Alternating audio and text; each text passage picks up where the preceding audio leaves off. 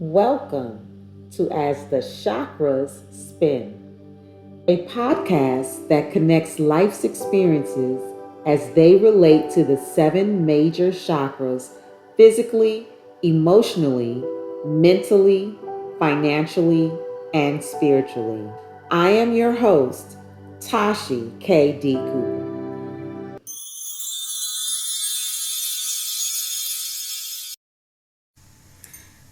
Peace and light, everyone. My name is Tashi K. D. Cooper, and I am the vibrational midwife, aka Reiki Woman. Yeah. Okay, so we are back with another episode of As the Chakras Spin. Today we are looking at the solar plexus chakra. Okay. Body parts associated with this chakra are the digestive system. So you're looking at your liver, small intestine, stomach, anything dealing with digestion, okay? Some qualities associated with this center would be leadership, discernment, decision making, joy lives here, courage lives here, self-empowerment lives here as well. The color is yellow, and this center is located, so you have your breastplate, right? And the bottom of the breastplate is a pointy process called the xiphoid process. Between that point and your belly button, you go halfway in between, and that's where your solar plexus chakra is, pointing out anteriorly and posteriorly, okay? All right, so if you're watching, you're probably wondering, who's the guy, right? Yep. And if you're listening, you're wondering, who's the guest today? Who's the guest today? Well, his name is George Farmer, you guys. I am so excited and delighted and honored, George, that you have taken the time to be with me today on As the Chakras Spin. You guys, he is a dedicated bass player with proficiency in electric bass guitar and upright bass, conservatory training, and career experience in a wide range of musical styles, including pop, soul, jazz, and classical music. He's a career professional with over 25 years of experience as a freelance musician and principal bassist at 6. Hold on, let me say that again for the people in the back. At 6 Tony and Grammy award-winning Broadway shows, okay? In addition, he has played in live concerts with such artists as Art Farmer, Benny Golson, Curtis Fuller, Natalie Cole, Duncan Sheik, Suzanne Vega, Norm Lewis, Audra McDonald, Renee Elise Goldsberry, Leslie Odom Jr., Amel LaRue, Omar, Alexis Hightower. Okay, you guys, please put your hands together for George Farmer. Woo! Thank you, George. Awesome. Thank you, Tashi. This is one of the best, if not the best intro that I've ever gotten. Seriously. I'm glad.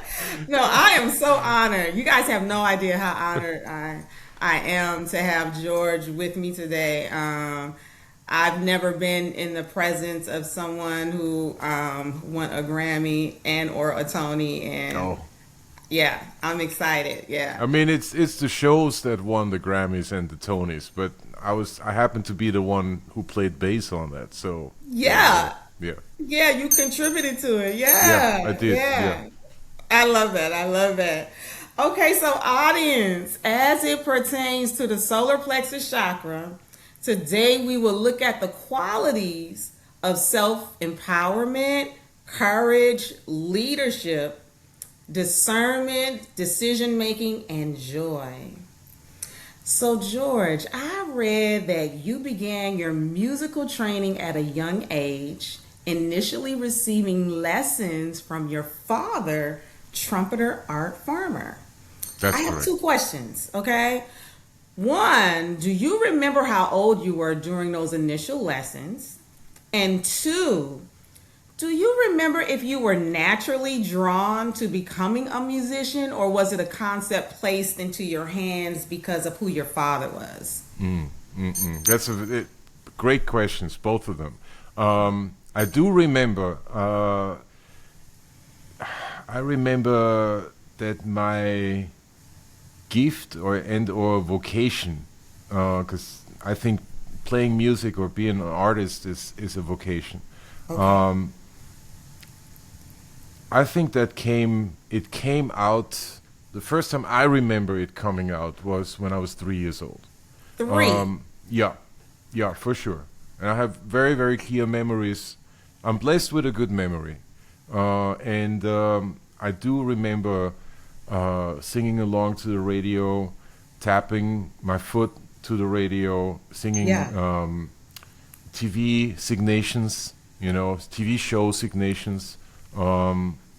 So that's a very, very vivid memory, and I have two strong memories from that time of albums that I listened to. One was Sarah Vaughan, Scenes in My Life. I think that Okay. was the name of that album. Yeah. And the other one was a best of Joan Baez, the folk singer. Okay. And those two definitely just stuck with me. Especially the Sarah Vaughan album. She did Inner City Blues on it, and Gingerbread Man, and songs like that, and not necessarily her usual jazz fare, but she was kind of branching out and doing these big band arrangements of partially Motown songs and really just contemporary pop music, or contemporary R&B, I should say. Okay. So that was very, very influential, and continues to be so. And then how I became a musician Yeah. was not necessarily influenced by what Art was doing. It was more coming from me. Okay. Yeah, my parents. I don't have the story where the parents are the super, supportive, to say Got the it. least. That's not my story. Okay. But the wish to be a musician came from me, and it kind of, it took some time to crystallize, but once it was clear, it was. I don't think there was anything that could stop me from being a musician. You know what I mean? Like, Yeah. it's just that there was no obstacle that would present itself, that would stop me from pursuing music as my life. Okay. Yeah. Wow. So, do you remember how old you were when you took your first lessons? I was, let's see, I started on piano when I was 6 years old. Okay. So yeah, that was my first formal lessons on At piano. 6 years old. Yeah, yeah. Okay. So, in the early days, did you learn how to play multiple instruments aside from the piano and bass? And did you eventually choose bass, or would you say that the bass chose you? That's a that's a good one. The bass chose me. Okay. Yeah, yeah. No, the bass chose me. I started off on piano. I did that for a long time, up until into my teenage years, and then I stopped playing music altogether. I didn't play music for a number of years, and made my way back into it via the guitar. From the guitar, I went to the electric bass, and from the electric bass to the upright bass. I get that question a lot. What's your first bass instrument, or what's your favorite? And I really Yeah. had to sort of, a couple years ago, I had to sort of do some soul searching and come, because it's very, come to the conclusion basically that, yeah, my first bass instrument was the electric bass. Okay. That's really where my heart was. Sure. And I learned the upright bass way later. And I'm glad that I did. I'm very, very glad that I did. Sure. But yeah, my first instrument was the electric bass after having studied music and having an introduction to music via the piano. The piano. Yeah. And then later, regular guitar. I don't know if I'm saying that right when I say regular guitar. Yeah, acoustic guitar. Okay. That's this. Yeah. So my again, like my path was piano, guitar, electric bass, upright bass. Nice. Yeah. Okay. All right. So obviously, you guys, I'm no musician, so please don't come for me, audience, if this sounds crazy. But to me, when I listen to the bass, it sounds and feels full, deep, and mysterious. And I read that it provides rhythmic and harmonic foundations in music. And as soon as I saw the word foundation, I was like, yeah, that makes so much sense, complete sense to me, because with most things in life, whether it be people, businesses, or music, for examples, chances of success are more probable with a strong foundation. When I correlate that with the solar plexus chakra, I see and think leader. So to me, George, consciously or unconsciously, I feel like you chose the road of being a leader in this lifetime when you chose the title bassist, right? So whether you've been acknowledged as a band leader, a section leader, or not in any of the job shows you've had and have currently, do you see your position as an innate leader? Like, did I pick that up? Oh yeah. Oh yeah. Okay. Absolutely. Absolutely.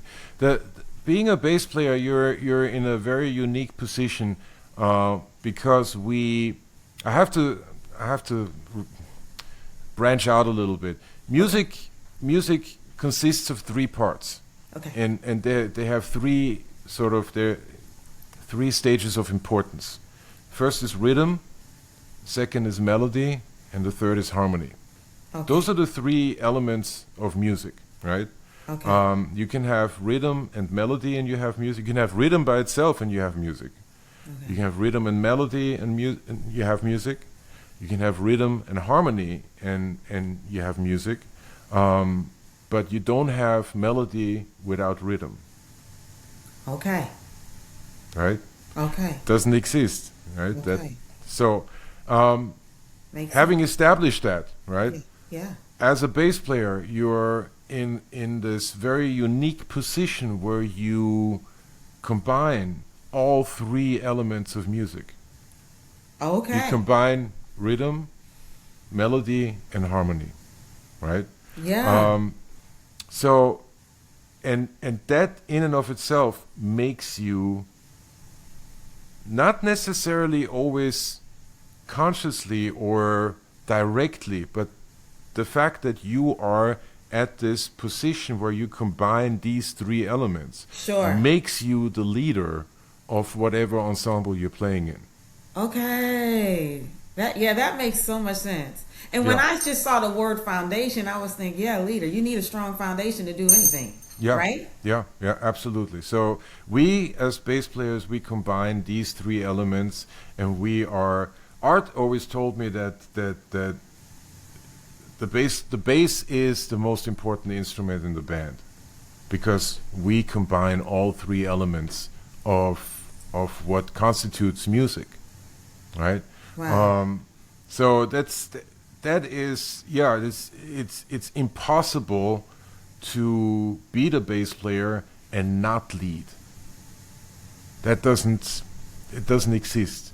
You see what I'm saying? Would you say that again? It's impossible to be the bass player and not what? Lead and Yeah. not be the leader. Okay. That doesn't like yeah. To a certain degree, you are supporting, right? Yeah. but supporting is also very often a function of leading, Yeah. right?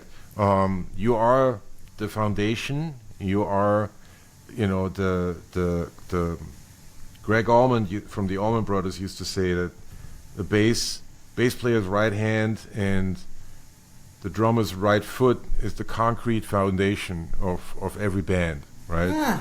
So there you have it. It does not. As the bass player, you are leading, even though very often you are not the quote unquote leader of the band. You see what I'm saying? Like, Right. there I might be understand. a leader, there might be a front person, there might be an artist that you're playing for, but you are still leading the band in terms of where the music is going, how the dynamics are being expressed. Together with the drummer or sometimes by yourself, how fast the song is, whatever the tempi are, you know. So yeah, you are leading in terms of harmonic involvement, Sure. meaning a chord is only a chord or is defined as a chord once the bass is established, Yes. once the bass note is established, right? So, and sometimes, and I mean, especially now with the advent of hip hop, sometimes the only melodic element in music is the bass It's the line. bass. Okay. So there you have it. It's not relegated to any genre of music. It's just it is, I think, very unique to African American music and what I call American music, because African American music is American music. Yeah. Where the importance of the bass is just, yeah, is everything. Sure. You know, Yeah. You and can yeah, tell and when it's not there. exactly, yeah, no, it's immediately, Yes. and to Even answer me your, not being a musician, be like, yeah, something missing, something's missing. Got it. So, but to answer the question, yes, as a bass player, you automatically lead. Yeah. That's part of who you are. That's I'm a big believer that certain instruments call or pull in certain personalities in Yeah. people. Okay. And I have yet to meet a bass player who's not a leader. Mmm. You know? Hmm. I like that. Yeah, Okay. yeah, And so with that responsibility of leadership, I feel like a person has to have like a high level of self-confidence to yeah, lead in this way because your input can make or break the musical piece, yeah? yeah, yeah. Was there someone or different people who poured into you, helping to nurture your self confidence and empowerment? Or was it something you did on your own by lots of practice, sharpening your skill, informing and empowering mindset? Or a little bit of all of it? Yeah, definitely a little bit of all of it. But yeah, there were, and there are people who Yeah. are super important um, Okay. for me and who influence me in believing in myself and also in being able to, how shall I put this, read the room, right? Okay. Yeah. Because sometimes especially since as a bass player you have like all this power, right? You have Yeah. all this responsibility, you have all this weight, so to speak. Um, it's not, is there isn't one solution that fits every situation. So you have to figure out, okay, what does this artist want? What does this ensemble need? What's required of me to make this the best possible product that I can give or that I can influence. Yeah. As such, the people who have inspired me, there was a lot of work that I've done, and there continues to be a lot of work that I do. Being a musician is or being an artist, I should say, is it doesn't stop, right? It Right. never like you, you know once you go to the highest highs of playing the fastest possible music, you realize, oh, wait a second, that is actually not all that important. You try to play one note, correctly, and make that Sure. sound pleasant, So I like that. it never ends, right? Yeah. So the work that I do is continuous. That Yeah. has to be, and I'm glad that it is. And of course, I'm only human, so I have moments where I, would burn the thing behind me gladly and forget about it. Yeah. But I also trust in the process, and the reason why I trust in the process is that I've had teachers who were huge in my life. Sure. Originally, I was born and raised in Vienna, Austria. Um, Obviously, there's not that big of an African American contingent in Vienna, Austria. Sure. But I grew up in a black family. My father was black, my mother was white. Um, Okay. and in order to learn music, what you do in Vienna is you study classical music, right? Okay. I've had a fantastic teacher, an upright bass teacher by the name of Johannes Auersberg. And I have to explain this to the audience a little bit just Okay. to paint the picture that the schooling system in Austria, in Vienna, is quite different, and especially like after high school. It's Okay. different from the US, right? Yeah. You don't pay for college education. Everything is free. Right? So I went to the Conservatory, I went to the Academy of Music, to two different schools Wow. for free. Zero. Wow. Yes. Um, and as such, the one thing that you have to do is you have to pass an audition, right? And basically, it's up to the teacher to accept you as a student, right? Oh. Okay. So the teacher has the ultimate say so to say, okay, I'm going to take him, I'm going to take her, I'm let them over here wait for another year, see how they develop, but that's the teacher's responsibility. And when I met Auersberg, who was my classical upright bass teacher, Yes. um, I auditioned for him, and he basically said, by the time that I got to the upright bass, I was already 18, 19, and I had just played for 1 year, right? So I was very, very late in the process. Okay. All of my contemporaries at his class had been playing since they were 6 years old. So they were just about ready to, by time 18, 19, 20, they were ready to hit, the professional stage and get a job in an orchestra. Whereas Right. I had just started, right? Whoa. Auersberg sat me down and said, well, I, right now I can't really do much with you because you're starting out, But if you stick with it for a year, if we meet after a year and I see that you stuck with it and that you've progressed to the point where I can actually do something with you because you've come up to the level where the others are, the other students are, Yeah. my peer group, where my peer group is or was, then I can teach you and I'll take you on as a student, So for a year, I locked myself in my room, and really had to get into it really, really fast and really intensely. Yes.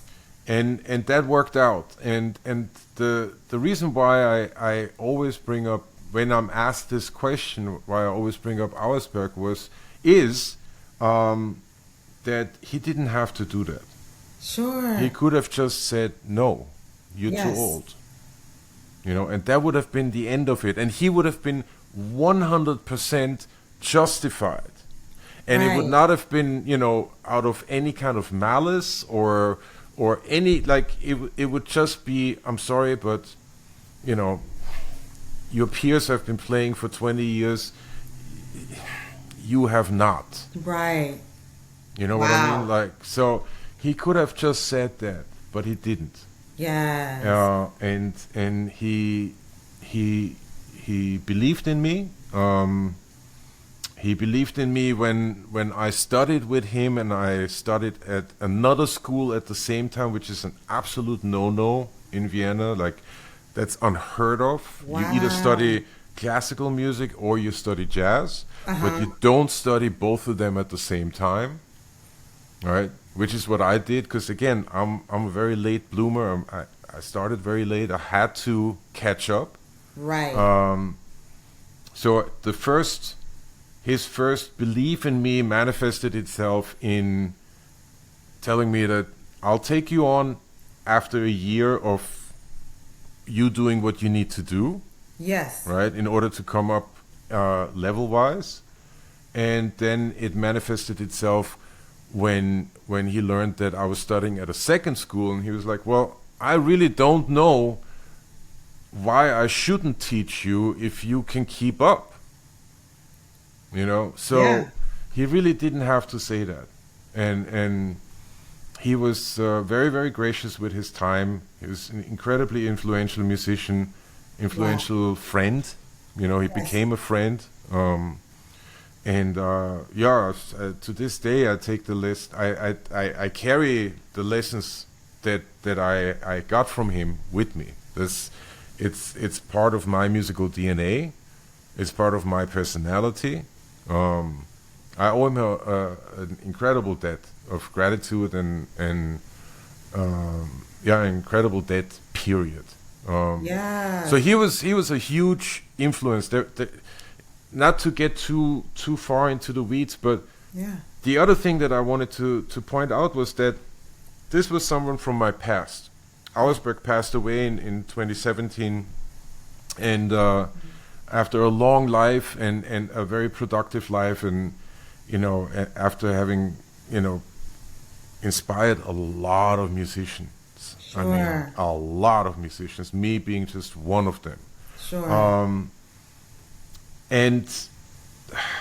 But the other thing that's equally important, if not even more important, is your peers. Okay.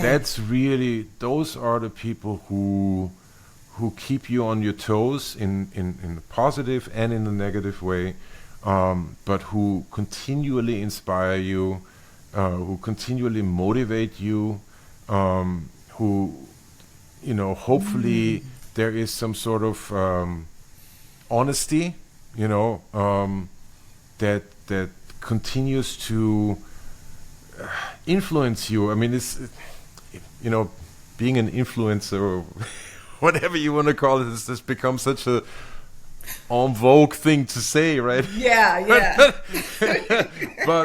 but the thing is that your peers Yeah, are I can see it. immensely important. And I know for myself, I've had this conversation just recently, where, you know, I got recommended for jobs, and there is always the pressure in going into a new situation, into a new ensemble, and if you don't know anyone, you know, you're like, okay, well, I hope I don't mess up, and et cetera, et cetera. That is nothing in comparison to the pressure that's going on inside your head when your friends Got recommend it. you for a job, because now you don't want to mess up in front of them, and you don't want to make them regret that they recommended you. Sure. You want to live up to you want to, you know, To the be on the accolades. pedestal that they have put you on, you know, and you want to live on that pedestal, right? Sure. So, yeah, the peers are super, super important. You know, yeah, I wouldn't be who I am without the people in my age group, and you know, who who have shown interest in me.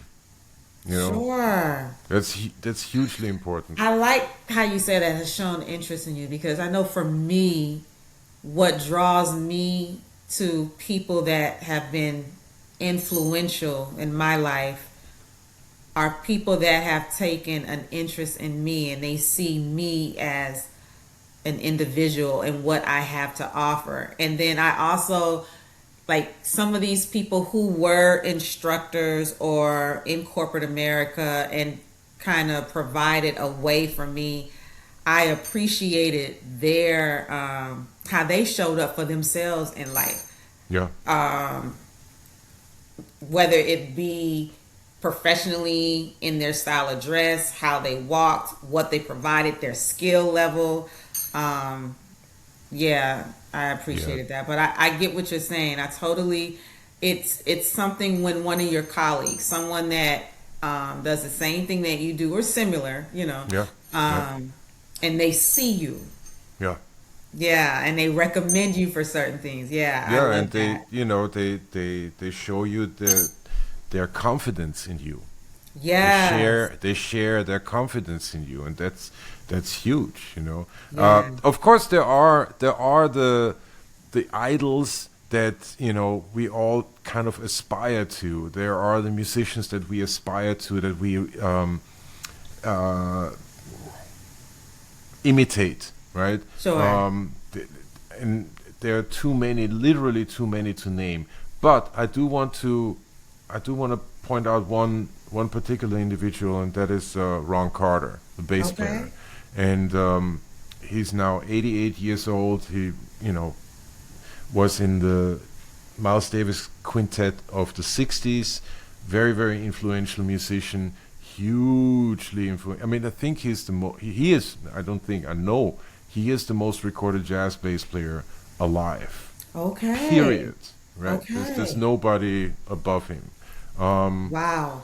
Yeah, and he is still teaching, and a couple years ago, I started taking lessons with him, Okay. and that has been, hugely beneficial. That has definitely turned my whole concept around, and has made me reevaluate like my playing, and be more specific, and the minutia of detail and all of that. So all of those, I guess, it's just a long answer to a very precise question, but Yes. yes, that hours from Auersberg to my peers, to taking lessons as an adult, with someone as prolific as Mr. Carter. Yes, that all of those people have influenced me, and all of those people continue to push me forward. Auersberg is no Sure. longer with us, but what he taught me, his teachings continue to push me forward. Absolutely. Yeah. And I love that you brought that up, and thank you for saying that you are taking lessons, because I feel it's important for people to realize that leaders, to me, good leaders recognize that they're still students. Oh yeah. Oh, absolutely. Like we're Yeah. still a sponge, we're still absorbing, we're still learning, Yeah. right? Yeah. I love that. Thank you. Yeah. Yeah. It's very, very important. It's very. You never know everything. Yeah. You just don't. And the one thing that I will say about Mr. Carter, and I've told him this face to face, is that there is nothing, and I mean that literally, there is nothing that I am doing that he hasn't already done. Got it. Think about that. That's a huge Wow. statement, right? If I have a scenario and I'm like, Mr. Carter, I wanted to ask you your opinion about certain thing, right? Yeah. This is what's happening, right? Blah blah blah blah blah blah blah. I explain the situation, and he's like, yeah, I know, I've been there. Sure. Yes. And it's not hyperbole, it's not made up. It can, you can Real go back life. it's real life, right? Yeah. It's real as it gets. So Yeah. it's that is huge. Yeah. Sure. Yeah. George, are you a teacher? Do you teach bass? I Every now and then I do. Yeah, every Okay. now and then I do. It's. I've had students. I've had beginner students. I've had advanced students. Sure. I have taught. Right now I don't. I'm quite busy as a Yeah. freelancer. Um, so it's always a little bit of a juggling of making time for it. But yes, I have taught. Absolutely. Yes. And audience, I just want to share, and I'm kind of going off my script, but I just want to share the pre-conversation that George and I had before we started the show. George mentioned that there could be times as a freelancer, if he's not sitting as the main bassist in a show, he could be subbing at up to 10 to 12 shows. That's correct. That means he has to know the music for all of those shows. Like, that's just phenomenal. Oh my goodness. Yeah, that's a lot. What a It is a mind. lot. Yeah. It's a lot, but what a mind. And I Yeah. guess, I'm a former West African dancer, and I learned that we have muscle memory. So I'm sure you have muscle memory as well, like Oh yeah. with those shows. Yeah. Yeah, yeah, absolutely. I started playing. I started subbing on the show Wicked. I want to say it's hard to tell right now. It was either 2025 or 2024. Okay. And the last time I had played that show was, I want to say 2009. Whoa. Yeah. So of course I had to prepare, Yes. and I had to relearn it, but I was so surprised by how much was still in here. Yes. It's That muscle memory, or just the memory, like, yeah. it was still in there, and it really helped. The fact that fragments of the music were still in my memory really helped learning the show and now playing it as a substitute musician. Sure. Yeah, playing it a lot. Yeah. And can I ask, so when you're a sub or in the show, are you present to learn, or is it a combination of being present and having a video to follow? I'm curious. When I started subbing, we didn't have videos, Okay. but now it's become sort of industry standard. Okay. When I started as a sub, which was over 20 years ago, at the Lion King, subbing for Tom Barney, the bass player, Nice. uh, we didn't have we got the music, and we were discouraged to make a recording, which of course I didn't follow, and I made a recording. Okay. It's I mean, easier, right? this is, yeah. I mean, I needed something to play along with, so Right. uh, so at first you just got the music and you had a recording, but in the meantime that has changed a lot. Okay. In the meantime, you get the music and you get what's called a conductor video, which is a video of the conductor, and on that conductor video, very often you have the video and the audio of the orchestra playing, or on the ensemble, I should say, playing the music to a show, and with the music and the conductor video, you are pretty well taken care of. I have to say that really does help. Okay. Now, does it feel different once you're live, though? Yeah, Okay. yeah, absolutely, yeah. Because there's Once you're different live, nuances that. oh, it is night and day. It's a huge difference.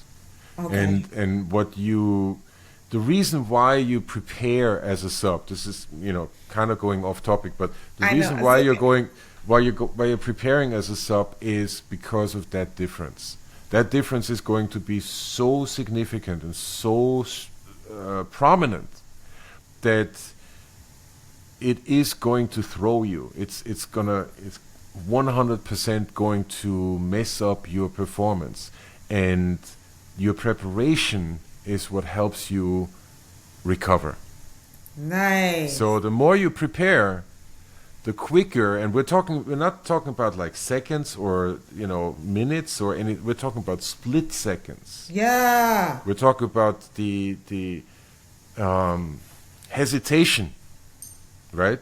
Intent behind one note. Yes. Right? That's how fast you're gonna have to recover. And the preparation that you do with the music and with the conductor video is really the first priority of that preparation is to recover really, really quickly. Got it. Yeah. It's literally a blink of an eye. I can imagine. Yeah. I can imagine because you're not the main musician. Yeah, I can. You're not the main musician, and this is important, and I think it ties in very well with what you're talking about, the chakra and the leadership role. Yes. As a bass player, you are leading, whether there is a conductor or not. People are listening to you, right? I did a show, as an example. I did a show called "Ain't Too Proud: The Life and Times of the Temptations." Yeah. Right? Very, very like once in a lifetime opportunity. Play nothing but Temptations, nothing but Motown, nothing but the lines of the great James Jamerson, who's sort of the blueprint of one of the pillars of R&B and pop music, right? Okay. There aren't that many people like him, Okay. or there weren't that. Yeah, he's no longer around. But while the show was being put together and while we were playing it, it became very obvious that there were moments where there was underscore happening, meaning music behind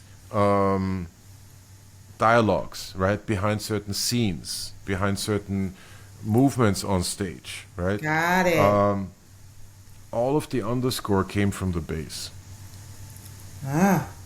So all the other instruments dropped out at some point. At some point, the drums would drop out. The bass never stopped playing in that. Whoa. So that's how important the bass was, and that's how that leadership function manifested itself in that situation. Yeah. Right. Thank you, and thank you for saying that it's how fast you recover, because to me, the other qualities of the solar plexus that comes to mind are decision making and discernment. Your discernment, you're like, well, you know what? I need to go over here with this. Right. Yeah, that's very, very much coming from this part. Absolutely. Yeah. Yeah. Wow. I'm so excited. Thank you. I love how we're tying this together. Thank you. So let's look at your permanent move to the U.S. from Vienna. Yeah. Was it like a dream or goal to live and perform in the States? Was it a strategic move to enhance your career, or both? Right. It was both. I am American. I'm American citizen. I'm African American. I'm light-skinned African American, obviously. But I think I wanted to. Number one, I knew that the job, so to speak, as a freelance musician was something that existed over here. Okay. And it didn't really exist in Vienna, right? And that was my next question. Like, how was the musician life there versus in the States? Well, I mean, here's the thing. Like, having said that, I was very, very fortunate. I was also very much determined. I was making a good living as a musician in Vienna. Okay. Right? I was working all the time. I was also studying at 2 schools full time. So still, okay. There was a lot, there was a lot on my plate. Sure. But at the same time, I had the citizenship. I spoke the language. I speak the language, with an accent, I know. But you you know, speak good English, like. thank you. I appreciate that. Yeah. I try. But it was after I finished my studies, I was pretty much touring nonstop as a musician in that part of Europe, German-speaking part of Europe, Austria, Germany, Switzerland, going partially into Italy as well. Okay. Slowly branching out. This is not that long after the fall of the Iron Curtain, after all. Branching out into countries east of Austria, meaning Czech Republic, Slovak Republic, Hungary, all the way up to Ukraine, actually. Poland. So there was the possibility of staying there and making that work, and I could see that, okay, this might go somewhere. But at the same time, I had citizenship. I had a place to stay. I spoke the language over here. And part of me is American and part of me is African American as an American. So there were too many factors for me to ignore that I would have needed to ignore if I didn't come over here. It took me 4 or 5 years of preparation. Okay. I would say, yeah, it took like all those years while I was studying, kind of to prepare, and then finally I finished my studies in July of '96. I packed my bags and I left in September of '96. Okay. Yeah, and I didn't look back. Didn't look back. No. Wow. So it was very much a combination of all of those influences and all of those issues. I don't know whether that's the right way of putting it, but it was very much a decision that was premeditated. Okay. Yeah, very much so. Okay, so you guys, I can get a little long-winded, so hear me out. Some of you guys know this about me and some of y'all don't, but I used to perform West African dance professionally years ago when I lived in New York. I loved and still love the art form, and although I felt like I was pretty good as an African dancer, I felt like I was more an entertainer. I always saw myself as more of an entertainer with how I animated my body, facial expressions, and energy. I was very confident in my ability to entertain in this way. However, all right, and that's a big however, what a tug of war I have even till this day of stepping out on stage. I said it before in other shows that my sun sign is a Cancer, and that's where my shyness come into play, because people think I'm not shy, but I really am shy. It takes a lot for me to come out of my shell, okay? So my rising sign, though, is Leo. And most Leos are not shy. They're leaders and are usually comfortable with all eyes on them, generally speaking, okay? So during that time when I was performing, fellow company members knew to stay away from me pre-shows, and especially right before I went on stage, because I learned that I had to stay away from people. I could not make direct contact with anyone.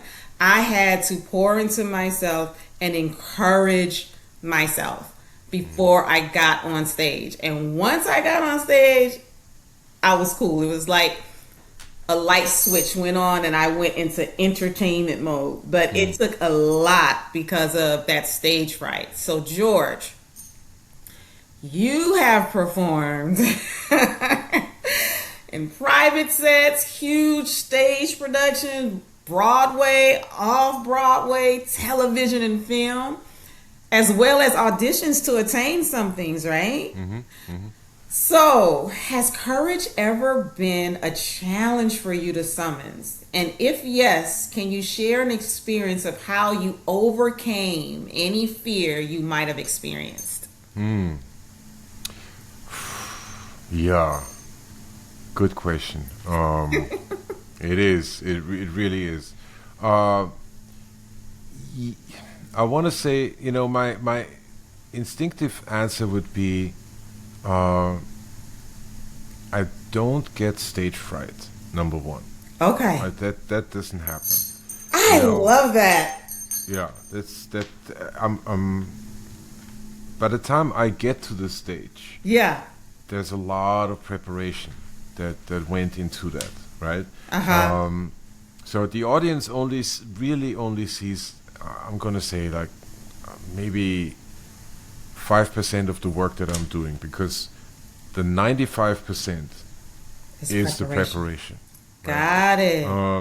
And that has to be there. That at least for me, that's the kind of performer that I am, right? Yeah. Not everybody is like that, and that's not a statement of quality. It's just a statement of, this is my process. Yeah. Um, so,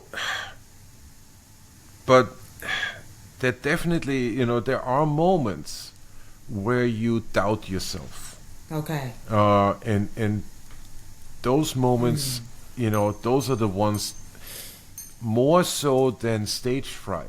Okay. It's really just doubt and being, especially when you're in a performance, be it a concert, or it doesn't really matter what the performance is. Yeah. Concert, nightclub, wedding, show, musical, whatever, right? Yeah. It might be music that you've played a million times before. It might be completely new. Sure. There are moments of self-doubt that creep in, and and those can be incredibly distracting, Sure. right? And it helps me to, first of all, acknowledge these moments, Yeah. acknowledge what I'm feeling, basically, and this is something that I haven't had that all the time. Like I'm getting better at it, and I'm working at it. Yeah. Once you realize that, kind of find a way to grab you and get you out of that self-doubt, right? Yeah. Be it, I've recently finished reading, there's a great book by a piano player by the name of Kenny Werner, Okay. called Mastery. Effortless Mastery. Okay. And he gives you several guided meditations and sort of mantras that really flip the script from I'm not good enough to I am actually good enough. Yes. All right. So what has helped me tremendously, and this is very recent, this is happening in the last maybe 2 years, Yeah. is, first of all, acknowledge these moments of panic and self-doubt. Like, oh my God, I'm gonna, people are gonna think less of me, or I'm about to mess this up, or I can't really hear that well, or whatever the distraction might be, right? Sure. And flip the script, because behind all of those distractions, I'm convinced lies self-doubt, right? It lies basically, I don't believe in myself. I'm not good enough. I'm not good enough, right? And so when I notice that, I go into the mode of, I am good enough. Yes. I am good enough, and I try to focus on the thought of, I'm good enough. He has this mantra of, I am great, I am master. Yes. Right? Focus on that mantra, and whether you believe it or not, Right. doesn't really matter that much. But I guarantee you, and I know that from my experience, if I say that to myself a couple times, sometimes I make myself like, okay, I'm going to say this 20 times right now. Sure. I'm just going to chant it, right, in my head. Yes. Thank you.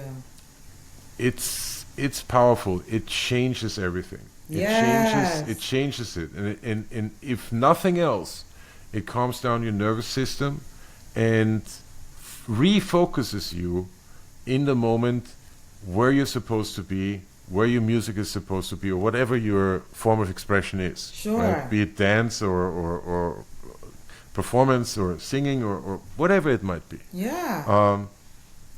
I found that to be incredibly helpful. When those moments of self-doubts come up, yes.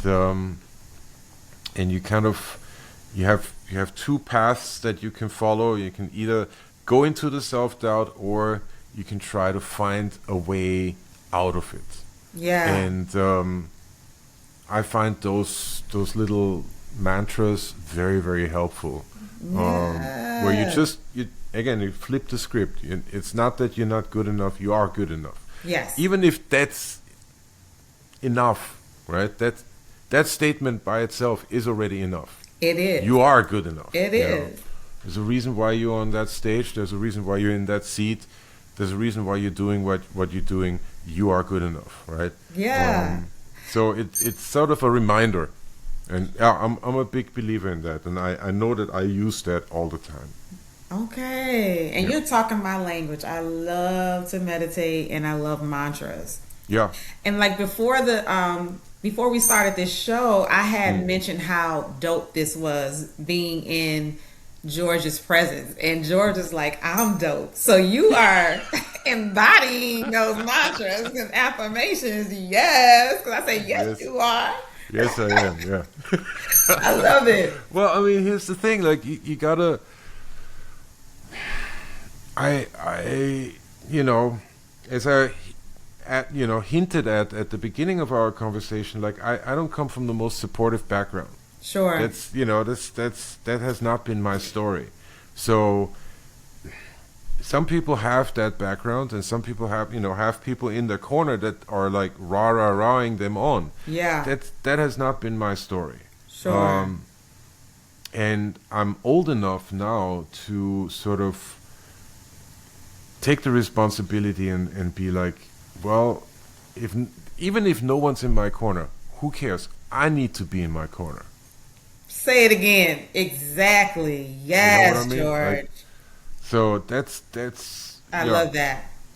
So, and I like that you said, I know it's been just 2 years, but I want to point out that as a leader, because you've been a leader for a long time, you still have been leading. And I feel like even in the midst of self-doubts, that leaders still find a way, some kind of way, to keep going, to keep doing, and to show up. Right. Otherwise, you wouldn't have this awesome collection of work. You know what I mean? Yeah. But I feel like, and tell me if I'm wrong, correct me if I'm wrong, the mantras and the meditation probably help to get you out of that state quicker than maybe it has in the past. Yeah. Oh yeah, absolutely. Also, another thing that's important. It's been 2 years that I've been dealing with, that I've been using this particular mantra. Yeah. But there was a whole process of like 20 to 25 years before that have led me to that. Okay. See what I'm saying? So it's there have been other mantras or other instances or other forms of refocusing yourself in the moment, being in the moment, like all of these guides and aids that help you with that. This has been something, and again, also like tying it in with what we talked about earlier, like my teacher Auersberg, like he was the one who introduced that to me, and he was, even from even being in a place that's so traditionalist as Vienna, and so kind of old-fashioned in the good and the bad way of the word. He's someone who opened himself up to Eastern philosophies and to all sorts of influences, Got it. and conveyed that to his students. And it's like, well, if this doesn't work, there is another way. This. So, yeah, that was his way of expressing that. Like, there's not only one way of learning how to play music or learning a particular piece or expressing yourself. Yeah. There are several other ways as well. Sure. And why not give this over here a chance? I mean, I remember this very, very clearly. He introduced me to, I'm sure you're familiar with Feldenkrais technique. Yeah. So there you go. Like, he introduced me to that. Wow.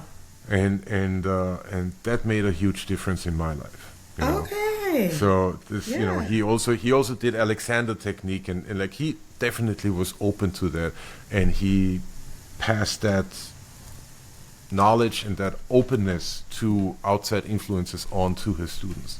Me being one. I love that. Nice. Yeah. Wow. Yeah.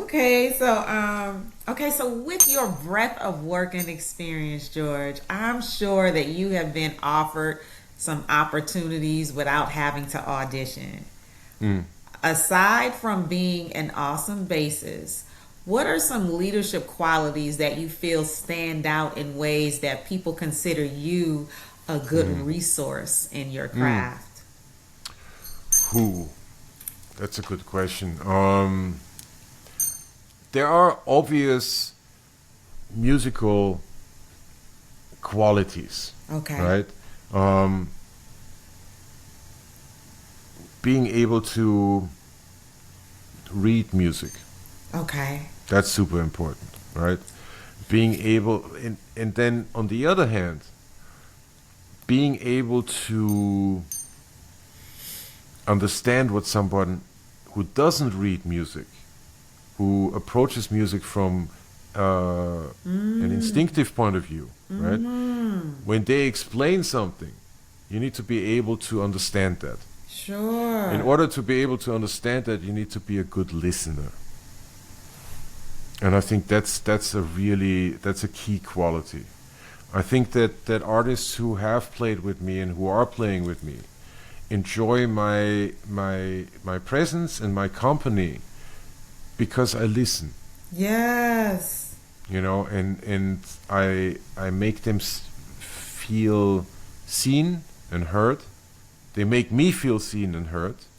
Yes.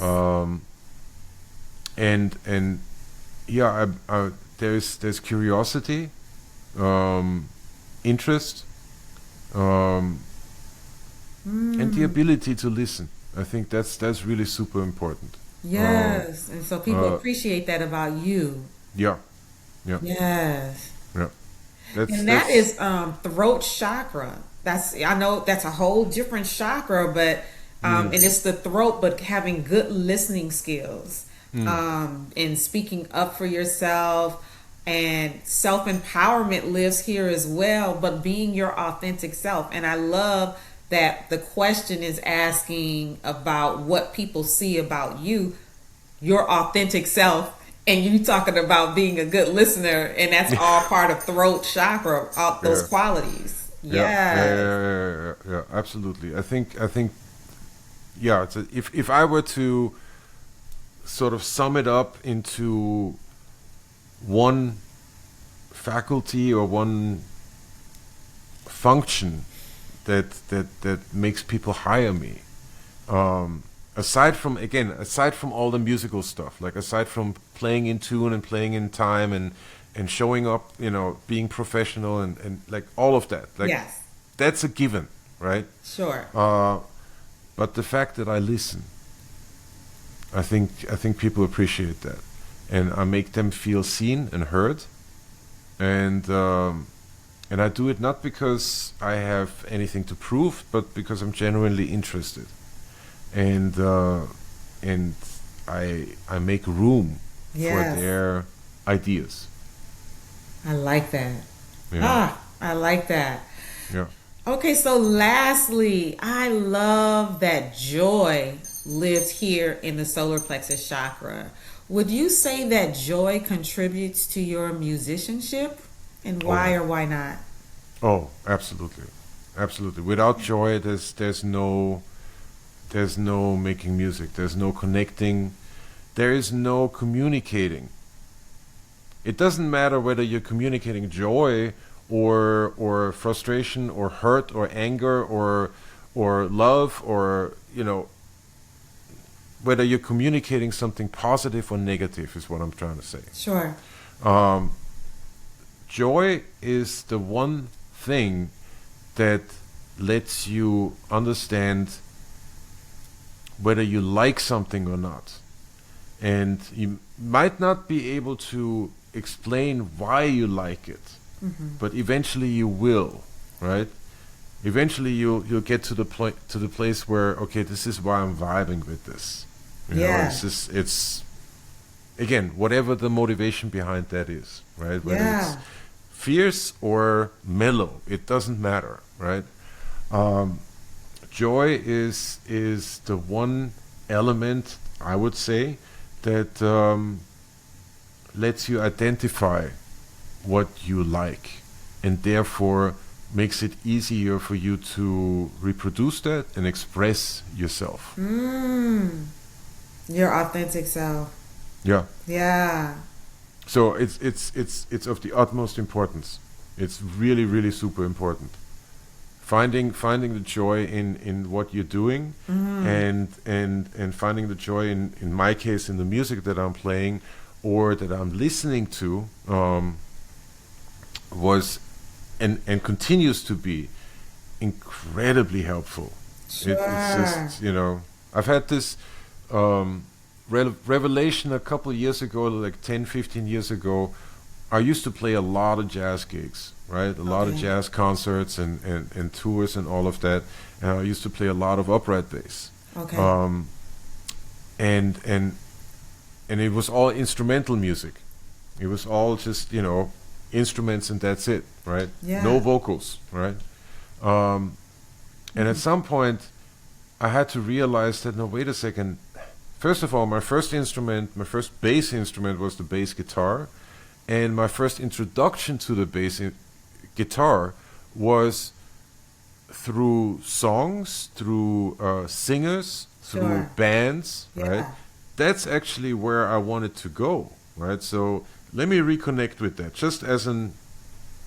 First it was an experiment, but let me reconnect with that Yeah. and see where that goes. And sure enough,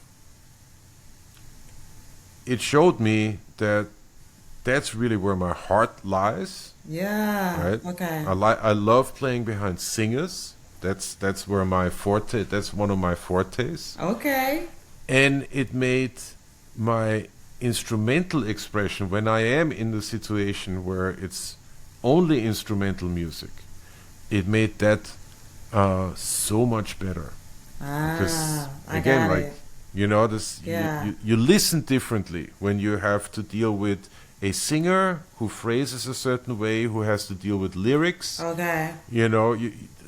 There's a whole nother.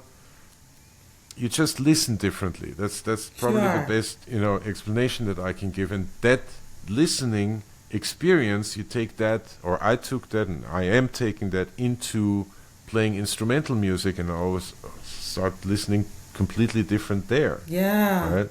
And a whole nother universe opens up. Sure.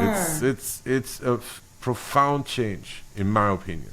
Yeah. So, and all of that is joy based. All of that is, would not have happened if I wouldn't have connected with what brings me joy and what brought me joy and why I started this instrument. Yes. Okay. Yeah, joy is super important. Yeah. Thank you. I know for me, like, I love to dance. I don't really dance a lot now, but when I dance, me and someone can be doing the same step, but I'm gonna put a little tashi in it, Right. So, like, Would you say that's what you do, like when you're playing with a singer and they take you somewhere and you put a Oh little yeah. oomph, a little Oh George yeah. in it, Oh yeah. Oh yeah. Definitely. and it's like Definitely. that joy just comes out, like Yeah. and it expresses itself different than from someone else who's playing the same thing, right? Yeah. But because this brings you joy, you're gonna put a little Yeah. extra. You're gonna interpret it. You know. You're gonna Interpret it. and you're gonna be and that interpretation is gonna be a manifestation of being in the moment. Yes. You know, and it's Yes. super important, super important, and very very important in African American music. It's, might also, it's like one of the big differences between American music and European music, in my opinion. Okay. Yeah, You know, being in the this moment. yeah, And yeah, that's such a absolutely. huge thing for just life. If we as human beings could just be in the moment, we wouldn't be in self doubt or anxious and worried sometimes because we're Yeah, just in the moment. In the yeah, moment, nothing's going on. yeah, All that yeah, other yeah, yeah, stuff yeah, is what we're thinking about from the past or something that hasn't happened in the future, yeah, right? yeah, yeah, yeah. Yeah, I always say that. Like when I teach my Reiki courses, I always talk about the present moment. That's why they call it the present because it's a gift, Yeah. right? There's a lot to that. Yeah, there's a lot to that Yeah. for sure. Thank you so much, George. Thank you for creating space for As the Chakras Spin. Before we close out, please share with the audience any social media platforms or email addresses in case someone Oh, want to contact you with questions or oh, booking. very very easy. It's all under the same header. It's George Farmer Bass. Boom. So yeah, that's it. At George Farmer Bass, you will definitely find me on all the social media platforms under that handle. Yeah. Yes. Okay. Thank you, George. And Thank thank you. you, audience, for tuning in to another episode of As the Chakras Spin. See you next time. Thank you for listening to As the Chakras Spin. You can find all episodes at TashiKDCooper.com. To learn the health of your chakras, you can schedule a chakra reading directly on my website. Until next time, peace.